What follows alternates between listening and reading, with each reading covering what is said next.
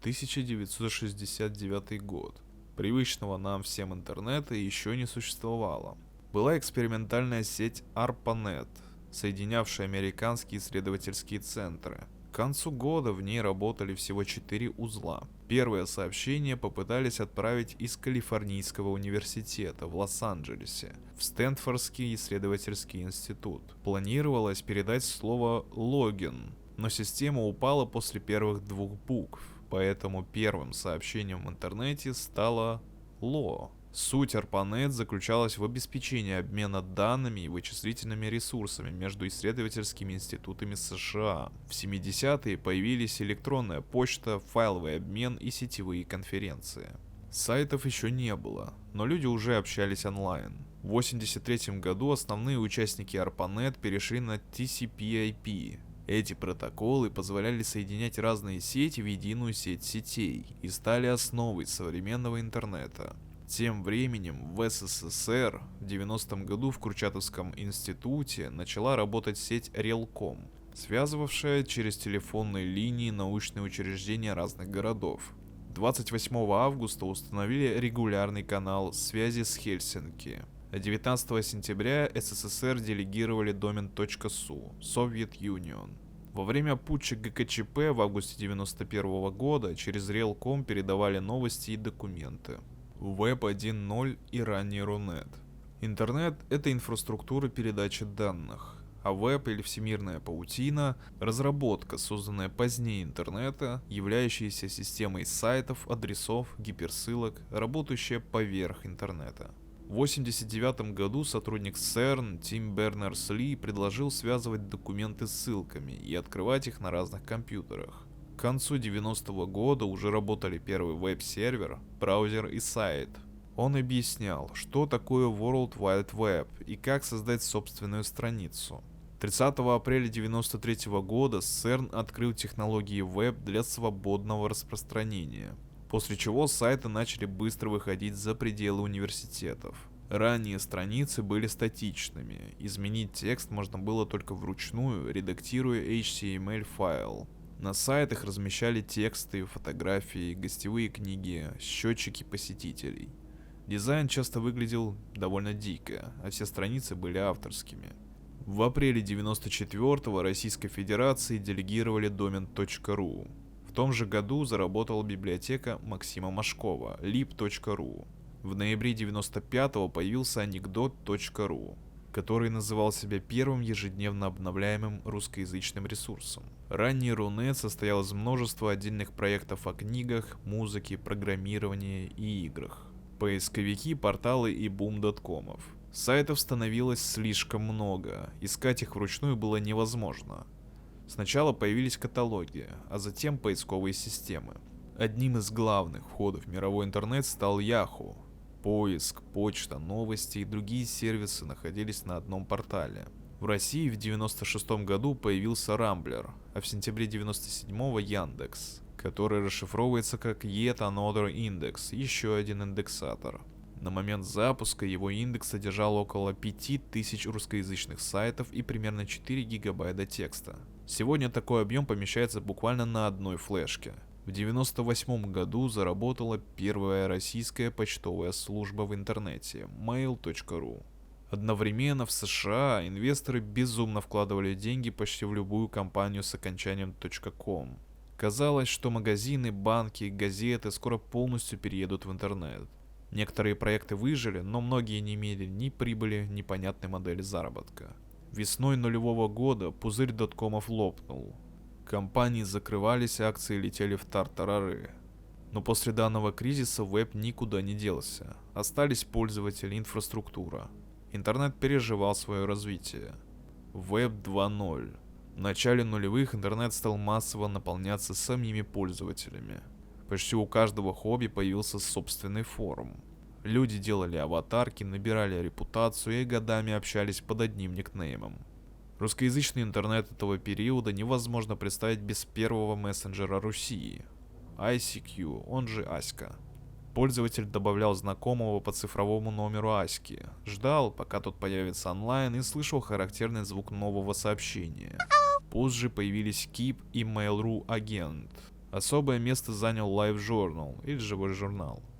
Он одновременно был личным дневником, политической площадкой и системой сообществ. Некоторые блогеры собирали аудиторию, сравнимую с крупными СМИ. В 2001 также появилась Википедия, а в 2005 YouTube, выкупленный Гуглом в 2006.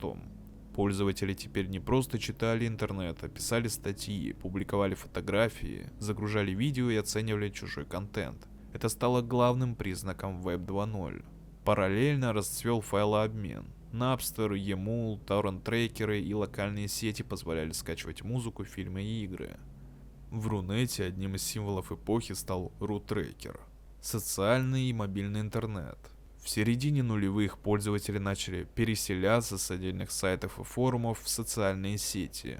В 2004 появился Facebook, в 2006 Одноклассники и ВКонтакте.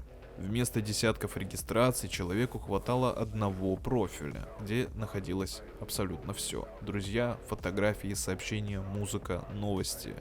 Весной 2010 года интернетом хотя бы раз в месяц пользовались около 43 миллионов совершеннолетних россиян. Но многие все еще выходили в сеть с домашнего компьютера. Смартфоны изменили это окончательно. Первый iPhone представили в январе 2007, а летом 2008 открылся магазин App Store. Интернет стал портативным, хотя еще довольно дорогим. Камера смартфона позволяла снять фотографию или видео и сразу отправить их в сеть. На этом выросли Instagram, клипы и культура постоянной публикации собственной жизни. Алгоритмический интернет. Во многих ранних соцсетках записи показывались в основном по времени публикации.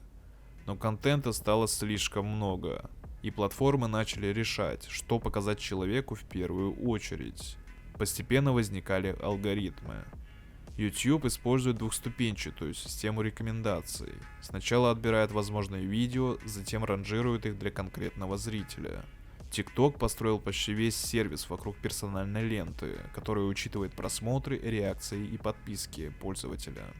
В России персонализация развивалась внутри Яндекса, ВКонтакте и других платформ. В 2012 году Яндекс запустил персонализированный поиск, а в 2016 появился Дзен, лента материалов, который формировал рекомендательный алгоритм. Теперь автору не обязательно было иметь известный сайт или огромную базу подписчиков. Один ролик мог попасть в рекомендации и получить миллионы просмотров. Однако начала формироваться зависимость от платформ. Лента стала окончательно бесконечной. Генеративный интернет. 30 ноября 2022 года был публично представлен ChatGPT, и генеративные нейросети быстро вышли к массовой аудитории. Теперь программа могла не только находить информацию, но и создавать текст, изображения, музыку, писать код, создавать голос и видео. Поисковая строка начала превращаться в диалог. Вместо списка ссылок пользователь все чаще получает готовый ответ и постепенно отказывается от поиска. В России в 2023 году появились Яндекс.GPT и GigaChat от Сбера. Нейросети начали писать описания товаров, пересказывать статьи, создавать рекламу и работать внутри поиска, приложений и виртуальных помощников. Интернет начал заполняться синтетическими материалами. Текст может быть написан человеком, нейросетью или ими обоими. Фотография может никогда не существовать в реальности. Голос принадлежит человеку, который не произносил этих слов. К октябрю 2025 года и сервисы хотя бы раз в месяц использовали 26% россиян старше 12 лет. А среди аудитории от 12 до 24 лет больше половины. Агентный интернет. Вместо того, чтобы самостоятельно открывать 10 сайтов, сравнивать цены и даже постить фотки, человек будет ставить задачу цифровому помощнику. Купи билет, запиши к врачу, запости эти фотки и так далее. И агенты смогут обращаться к разным сервисам и возвращать готовый результат. Такие системы уже тестируют, хотя пока они часто ошибаются и требуют контроля человека. Сам интернет станет менее заметным. Он будет находиться не только в телефоне, но и в автомобиле, очках, бытовой технике, медицинских устройствах, городской инфраструктуре. Стандарты Web of Things или интернет вещей уже создаются для того, чтобы устройства разных производителей могли взаимодействовать через совместимые веб-технологии. Спутниковая связь напрямую со смартфонами должна постепенно закрывать территории, где обычные вышки слишком дорогие или невозможны. Интернет станет повсеместным, возникнет право на интернет, возможно, где-то он станет полностью бесплатным, как сейчас, например, сделано в Южной Корее. Всю страну обеспечили минимальным интернетом. Не гигабит скорости, но хотя бы какой-то. Одновременно возрастет ценность подтвержденной информации. Стандарты вроде C2PA позволяют прикреплять к изображению, видео или аудио данные об их происхождении и историю изменений. Возможно, что глобальный интернет станет более раздробленным. Страны создают собственные платформы, ужесточают регулирование и доступ, создают ограничения. Обходы блокировок и ограничений будут все более востребованными. Подписывайтесь.